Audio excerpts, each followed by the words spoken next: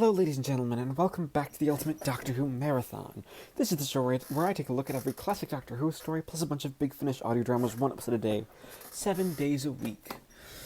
Before we begin, I would like to make sure everyone understands that because in 2019, YouTube was caught data mining the information of underage users, therefore violating the Children's Online Privacy Protection Act, or COPPA, they reached a settlement with the FBI and implemented new policy meant to dodge responsibility and scapegoat creators. Meaning I have to ensure everyone understands that this video is not meant for children. It is not marketed towards kids. It is not advertised towards kids. Doctor Who is a family show that kids can watch, but this video, as with all the videos on my channel, are looking at the show from an adult perspective, and therefore viewer discretion is advised. But today is the 11th of January 2021, and we're starting to look at The Roof of the World, which is a Erimem audio that kind of gets unnoticed by a lot of people. And if I'm being honest with this first episode, you can really tell why. This is an episode that is very, very slow.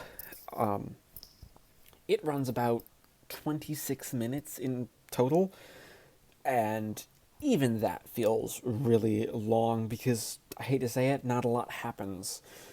I'd say that's because this is all set up, but it actually isn't set up. We aren't really setting up a plot. There is an establishment of creatures that I guess are supposed to be our main plot, but they really aren't. They're just sort of there, to be honest. So instead of having a plot with a rising action and anything building up to a cliffhanger, we have the Doctor, Perry, and Erimem just kind of arriving.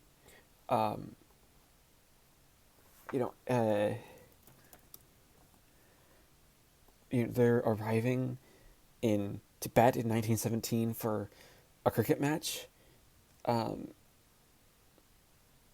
This is a weird episode. Again, very little actually happens in.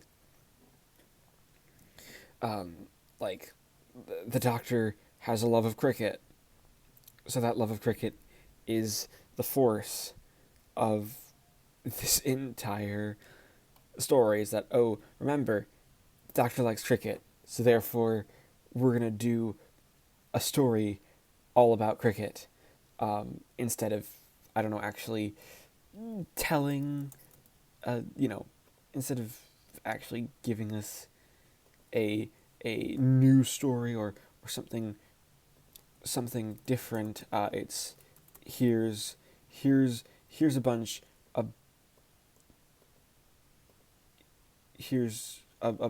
of cricket stuff. Erimem, for her part, is, I guess, given the most to do in this episode. She hears voices, and then eventually that voice turns into something, especially as, a storm shows up, and for some reason, the Doctor thinks the storm can just magically go inside.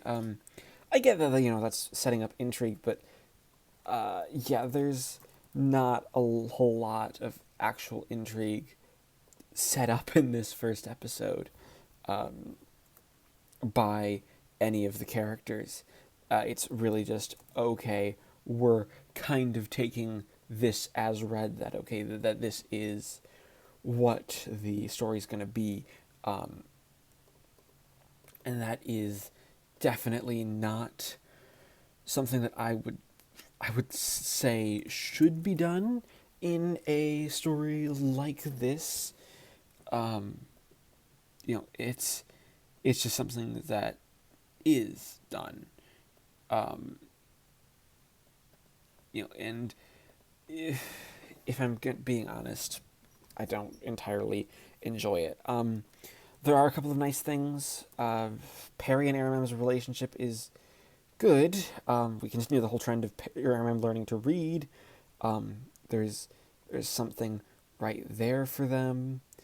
uh, and it makes these two characters feel like, they're actually characters, and there is a good sense of progression for their plots, um, but they don't actually have a they don't really have like any sort of through line. It's just Perry and Erimem are characters who exist in this story. And while that might have worked for, say, something for a normal, regular story, it just doesn't work as well here, where you're expecting something different and something new.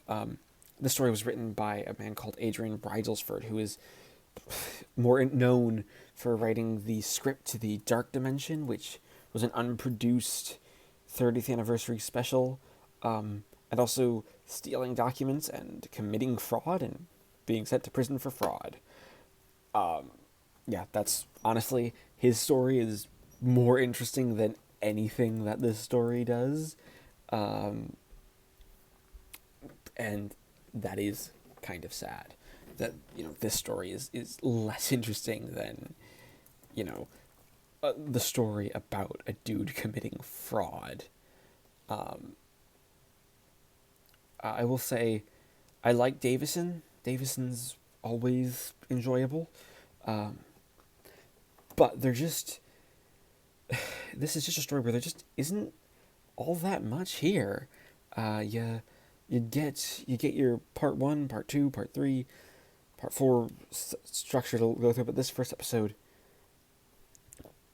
doesn't do nearly as much as it should to make you feel invested. It just sort of makes you feel like, okay, this is just a story. And sometimes you don't just want a story, you need something good, something new and different and exciting. Um, and The Roof of the World is part 1 is just average, like really average. So much so that you just kind of go through waiting for it to end, and it's like, oh, are we still not there yet? Okay, cool. It's full of what, and it's kind of full of what should be character moments, but things that this should be moments for character. They aren't moments for character, at least in any traditional sense of character moments. Uh, so yeah, I'm probably going to have to give part 1 of The Roof of the World a 5 out of 10. All right, it is the 11th of January 2021. I just finished listening to part 2 of The Roof of the World. And this episode is only marginally better than the first one. This is one where things do in fact happen. We can be sure of that. And in having things that happen means that there is a plot. This plot mostly focuses on Erimem. Perry and the Doctor kind of appear, but they don't. This episode actually starts with Erimem just being dead, and being married, being buried in a coffin. But yeah, it's not really. It's not really the absolute best sort of thing. This this is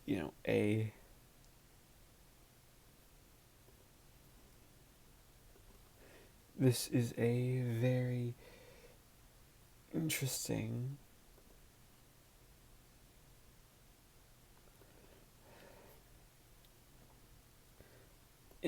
sort of story, because while it's it's there, um, mainly because it's this sort of creature that you don't quite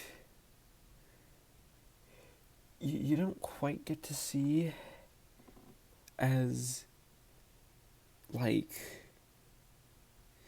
um as a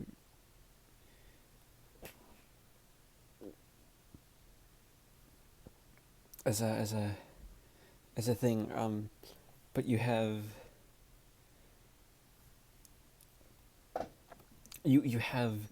the um you have the entire story built around Erimem exploring her past, having a father that hates her, and basically two major guest characters just basically trying to convince Erimem that she's worthless, which is decent. It's kind of trippy, and I kind of like it, but it doesn't actually move the story. It feels like this was a 40-minute story that was just plopped in the middle here. Um, there's not the complete, okay, here's something new and something exciting and different. It's just more of, here's the same. Perry shows up in an apparition to hate her, and Nicola Bryant plays uh, Nicola Bryant plays the part really well, actually. I can do nothing but completely, we have something completely around built around this whole plot. And it's the same with Peter Davison's Doctor, who shows up at the end but isn't really the Doctor. It's just, again, another apparition. Not the character that we think we can have. Something so very different and so very very much over the top, and really just built up around the idea of creating the Doctor's persona as this person who knows what they're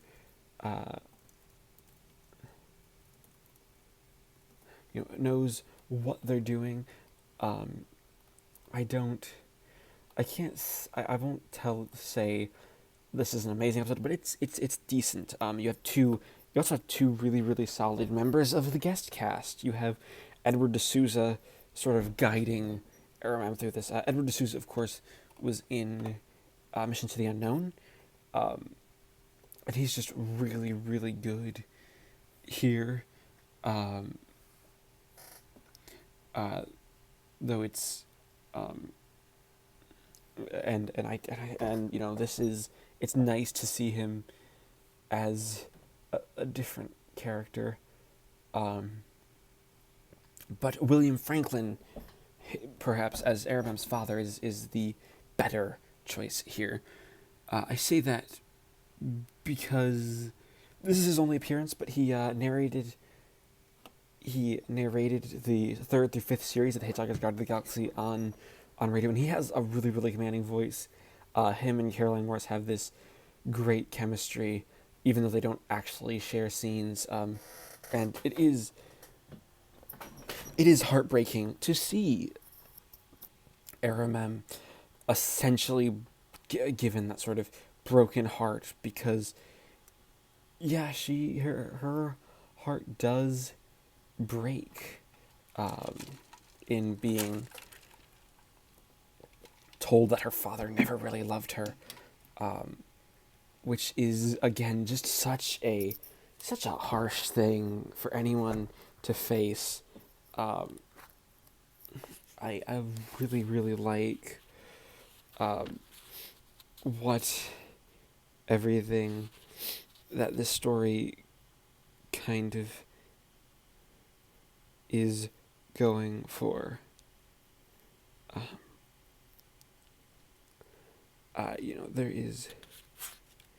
There is everything so different here, and just built around things, things going on in this very very different plot. It makes it a decent episode, but it's not great or amazing. So overall, I'm gonna have to give part 2 of The Roof of the World a 6 out of 10. Okay, it is the 12th of January. I can't even remember what day it is. That's how crazy life has been. 2021. I just finished listening to part 3 of The Roof of the World.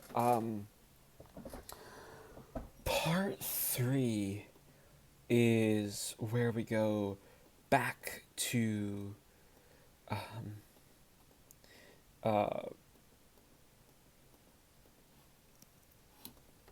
back to sort of the Doctor and Perry. Erimem isn't in this very much until the end. When she does show up, she's evil, and I'm gonna say it, Caroline Morris doesn't do, at least in this story, doesn't do a good job at playing evil. She's, well, she's not,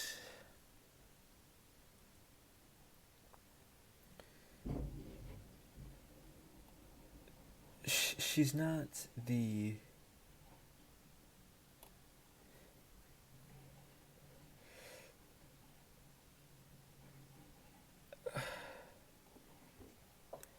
it's not that she's like at all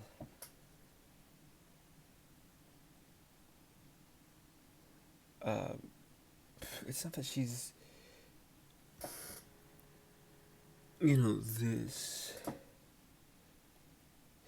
this terrible actress or something, because she's a good actress, but the direction here, she just kind of overacts to it, and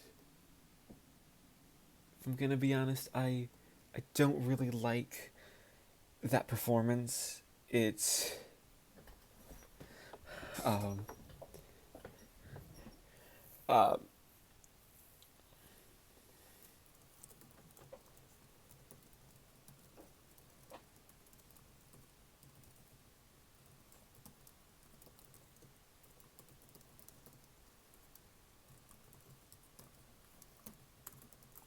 uh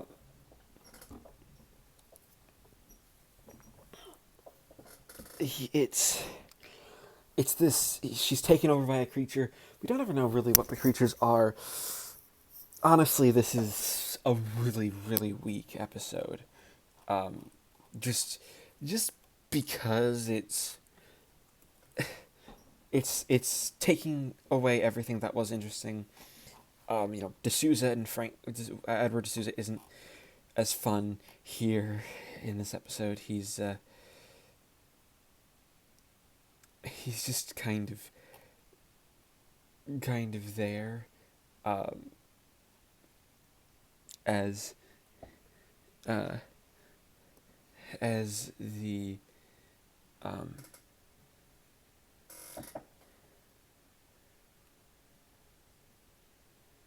uh,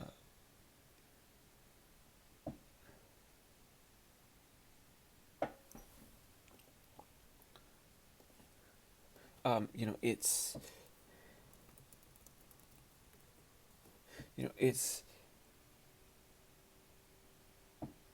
it's a very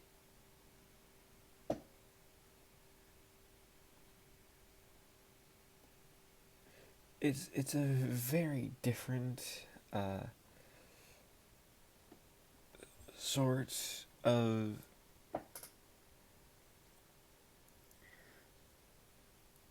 a very different sort of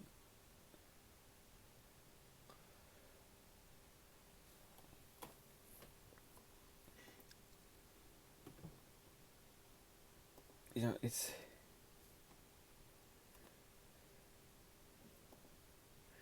uh it's a very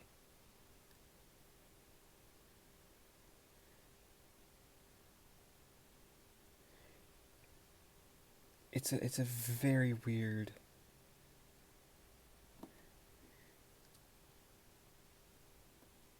little um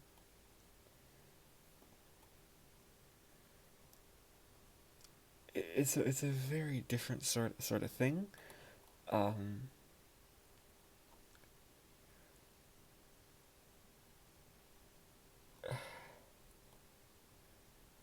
that the story kind of tries to do, but it doesn't do it well. It's just here are all of our here are the characters in a room doing this stuff with this with what's trying to be a I guess it's trying to be a something a bit different, but it's not as clever as it really thinks it is. Um, like, um,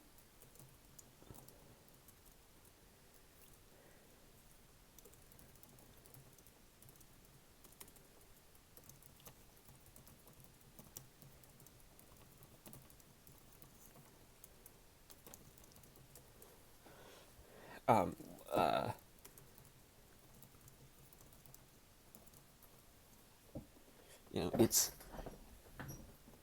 it's this it's this very very different sort of thing that I don't think it works at all. Um, for what this story wants to be. Um, so overall, I'm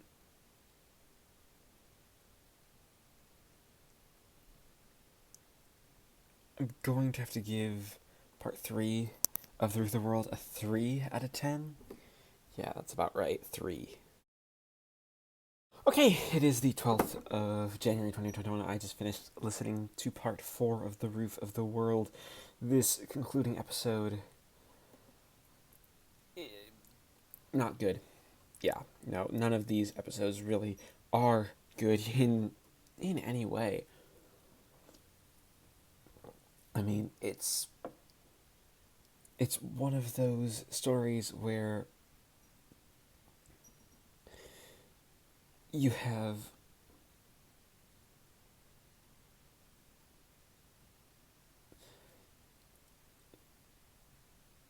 you have this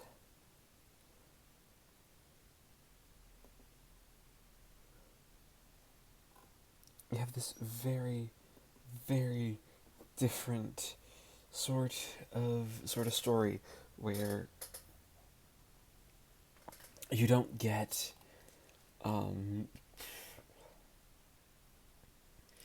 you don't get something amazing, you get something good and solid, but um, this is a very well, it's not even solid. It wants to be something solid, but it's just it's just a story that I don't think anyone really knew what was supposed to be happening, um, and where the story was supposed to be going, because this story doesn't go those places. It's really a story where you don't always get the big uh,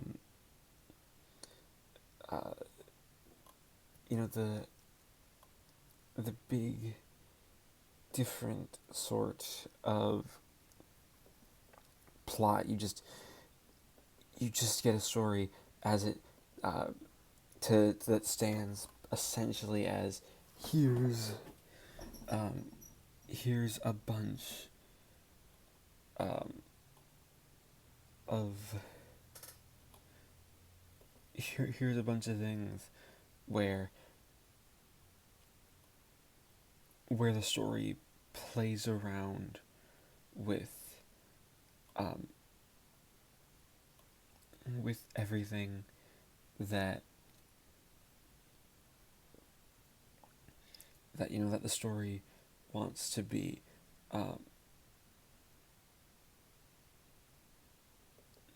It's a very, very, very different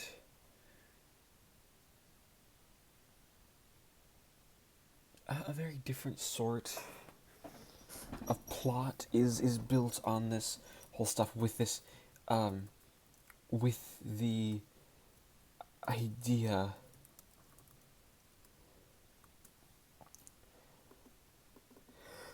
excuse me, with the idea that this was supposed to be bigger than the Doctor and Perry, bigger than Erimem.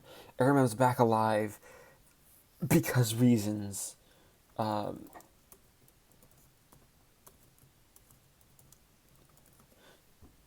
Because this is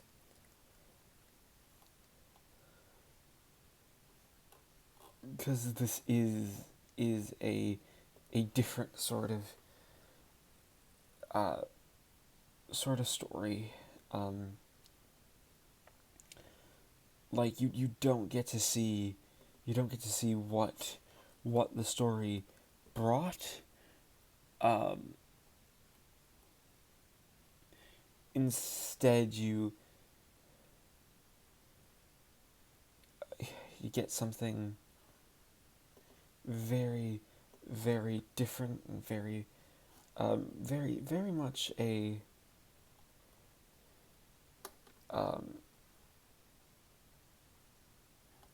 story all about all about these characters, but it doesn't actually end up as a good story. It ends rather poorly, building to this whole idea of existing. And this is just the weird thing. And I have to say, I don't think this is really at all a good ending. It doesn't know what it wants to be. It doesn't know what it wants to do. It's just sort of there. So, it makes you really just exist. So I'm gonna have to say Part 4 of The Root of the World is a 3 out of 10. It's too obsessed with cricket for its own good. That being said, we add up the scores and average them out to give The Roof of the World a final score of 4.25 out of 10, bringing us to the end of the story. And, well, I mentioned it in the last video, so I may as well mention it here of what happened. Adrian Rigelsford was sent to prison for stealing documents. That's the story there. That's perhaps more interesting than anything the world has to offer. But thank you everybody for watching this installment of the Ultimate Doctor Who Marathon. As always, please leave a like, comment, and subscribe if you haven't already, and join me next time when we take a look at a story that is really, really, kind of unintentionally, very unintentionally, kind of a reflection of the world we live in, with Doctor Who Three's a Crowd.